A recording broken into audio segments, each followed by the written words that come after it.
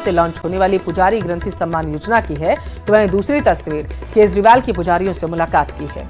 तीसरी तस्वीर केजरीवाल की उनके आवास पर हुई ग्रंथियों की मुलाकात की है। ये 3 तस्वीरें आपके टेलीविजन स्क्रीन पर।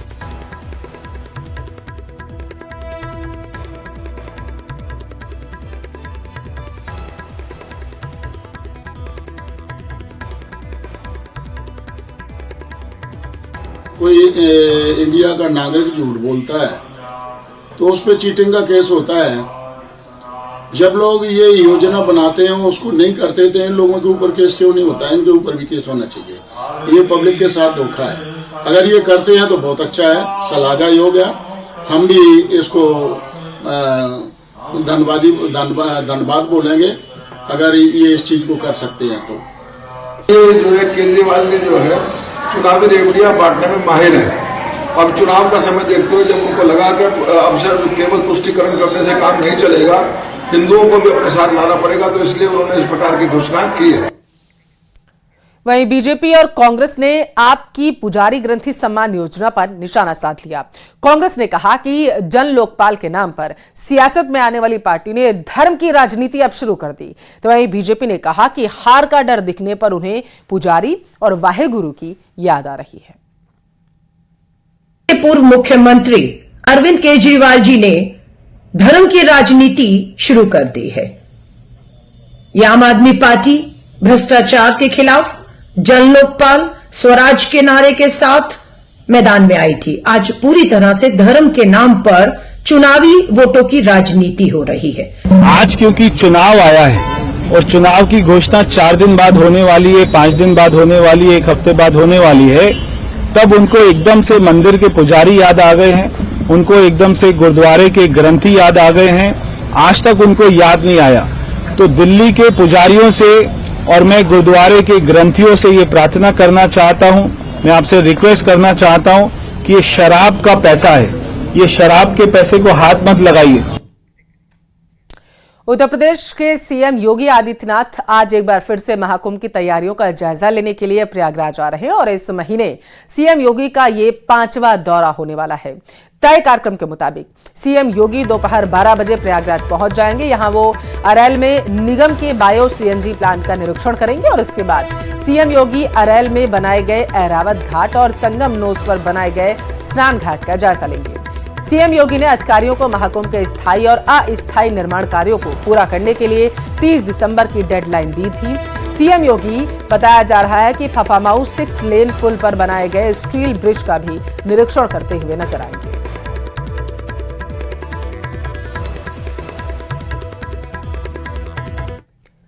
झुंझुनू का रुख कर लेते हैं। बड़ी खबर है, सुरेंद्र सैनी नवलगढ़ नगरपालिका के नए अध्यक्ष होंगे। ये बड़ी खबर आप तक पहुंचा रहे हैं। डीएलबी डायरेक्टर कुमारपाल गौतम ने इसके आदेश भी जारी कर दिए हैं। आज ही पदभार ग्रहण करेंगे सुरेंद्र सैनी। वार्ड नंबर 39 से निर्विरोध पार्षद चुने गए थे सुरेंद्र सैनी। पहले भी नगरपालिका अध्यक्ष सुरेंद्र सैनी रह चुके हैं। 20 दिसंबर को चेयरमैन शोएब खत्री को निलंबित किया गया था। पद के दुरुपयोग मामले में उन पर यह गाज गिरी थी, कार्रवाई की गई थी और वाइस चेयरमैन कैलाश चोटिया और उनकी पार्षद पत्नी भी निलंबित की गई थी, जिसके बाद लगाए जा रहे थे कि सुरेंद्र सैनी को ये पद जो है वो सौंपा जा सकता है। इसके कयास लगाए जा रहे थे। सुरेंद्र सैनी कभी बताया जा रहा है कि कांग्रेस के साथ हुआ करते थे, लेकिन डॉक्टर राजकुमार शर्मा से अनबन के चलते उन्होंने कांग्रेस छोड़ी। आज भाजपा ने सुरेंद्र सैनी को एक बड़ा इनाम दिया उनके साथ जुड़ने का। तो बीपीएससी मामले में बिहार की राजनीति दूसरी तरफ गर्मा चुकी है। बीपीएससी परीक्षा को रद्द करने के लेकर लेफ्ट और कांग्रेस के विधायक राजभवन मार्च करेंगे।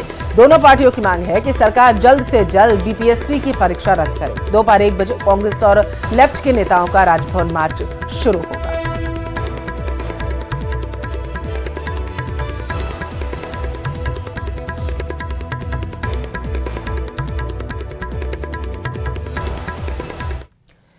बीपीएससी परीक्षा पर जो सियासत है, जो बवाल मचा, वो थमने का नाम नहीं ले रहा।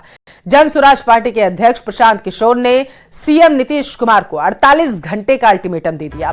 प्रशांत किशोर ने कहा है कि राज्य सरकार के पास 1 तारीख तक का वक्त बचा है। अगर 1 तारीख तक कोई जवाब नहीं मिलता है तो 2 जनवरी यानी कि जो 2 जनवरी होगी वो आंदोलन की तारीख होगी। वो अभ्यर्थियों के साथ प्रदर्शन में शामिल हो जाएंगे।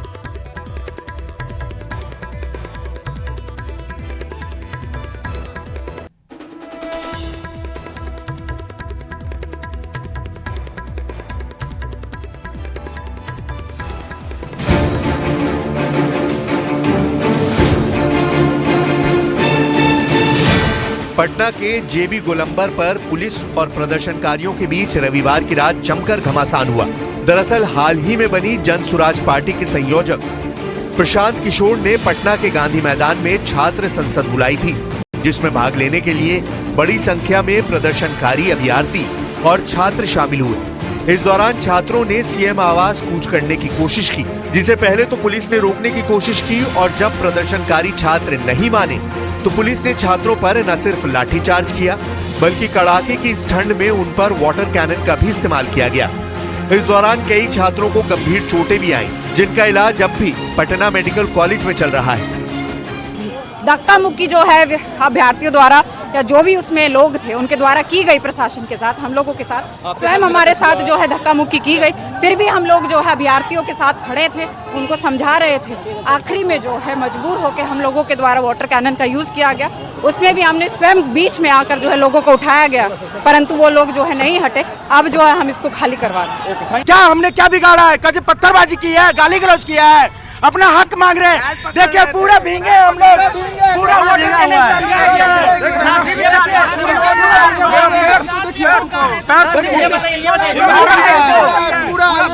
मेरा चश्मा तोड़ दिया है, मुझे कुछ दिख नहीं रहा है।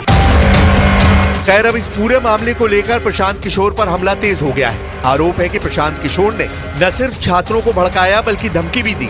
सोशल मीडिया पर ऐसे कई वीडियो वायरल भी हो रहे हैं और ऐसा ही एक वीडियो निर्दलीय सांसद पप्पू यादव ने भी पोस्ट किया है। नया नेता भी आने से बड़ा अरे आप नेता हैं, हम लोग सुनिए ना, बात सुनो। अभी कंबल मांगे हमसे, कौन मांगा कंबल? कंबल विद्यार्थी लोग मांगे हैं क्या आपसे? अब आप कंबल देके धौस दिखा रहे हैं लड़का लोग को, कंबल मांगे हो? कंबल हम लोग अपने दिए, हम लोग अपने दिए हैं कंबल, हम लोग दिए। पप्पू यादव ने आरोप लगाया कि प्रशांत किशोर छात्रों के आंदोलन के नाम पर राजनीति कर रहे हैं। वहीं प्रशांत किशोर ने एक बार फिर ऐलान किया कि अगर छात्रों की मांगे नहीं मांगी गई तो वो बड़ा प्रदर्शन करेंगे। प्रशांत किशोर ने पटना पुलिस के खिलाफ भी केस करने की चेतावनी दी है। इसकी क्या औकात है? क्यों गए वो? क्यों भागे वो? क्यों गए 4 बजे वो छात्र आंदोलन को इस्तेमाल करने? 3 बजे 3 तक कहां थे वो? पूछिए इस पर फ्रॉड किशोर से, पूछिए इसने कंबल देकर के क्यों बोला कि मैं कंबल दिया हूं तुमको? तुम गुंडा हो? कौन होता है ये छोटे कोचिंग वाले को पैसा देके खरीदा और ये पैसा पदाधिकारी से लिया और इसने आंदोलन को खत्म करने की इसने पदाधिकारी से समझौता किया। क्या बात करेगा ये? मैं सुप्रीम कोर्ट और हाई कोर्ट जा रहा हूं, मैं अभी गवर्नर साहब से मिला हूं, लेकिन मैं देश के राहुल गांधी जी और प्रियंका गांधी जी से आग्रह करूंगा, प्लीज बिहार के 4 लाख बच्चों को बचा लीजिए। सिट आउट खत्म होने के 45 मिनट के बाद मुझे ये सूचना मिली कि पुलिस ने वहां पहले वाटर कैनन का प्रयोग किया और फिर छात्रों पर बर्बरतापूर्ण लाठी चार्ज किया गया है।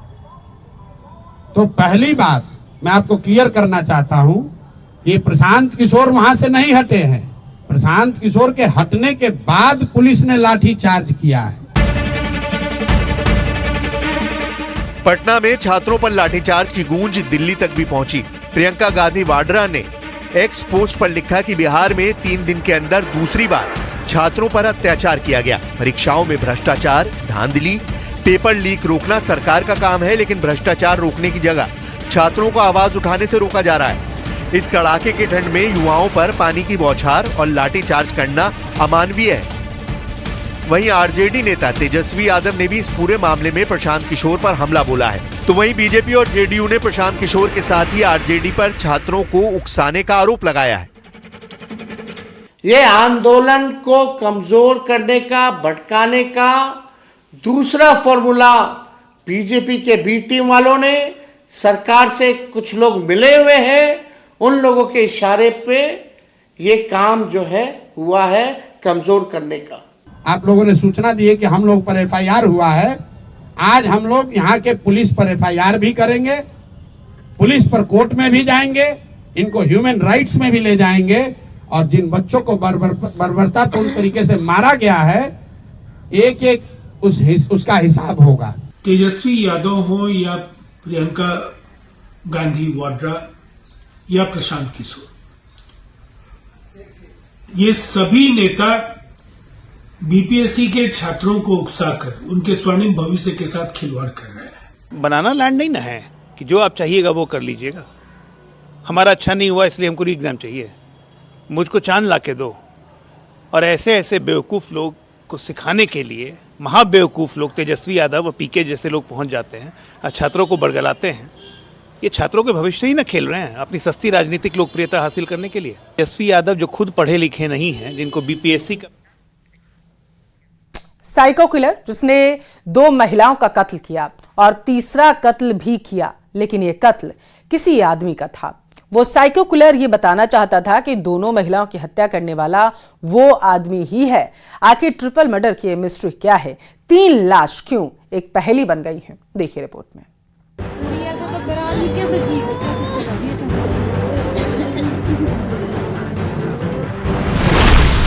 Triple murder, psycho killer. एक रात 3 लाश, कातिल कौन? फांसी के फंदे में उलझा कातिल। पति पत्नी और पड़ोसन का मर्डर। लूटपाट में कैद मर्डर का राज। तीसरा कत्ल क्यों?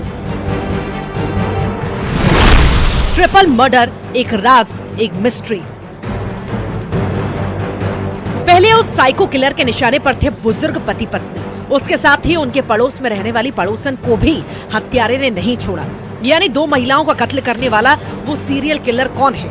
इस साइको किलर ने एक साथ 3 कत्ल क्यों किए? उससे भी हैरानी की बात यह है कि पति पत्नी की हत्या के बाद पड़ोसन को क्यों मारा? कहते हैं मुर्दा अपने कत्ल की सबसे अहम गवाही भी देता है।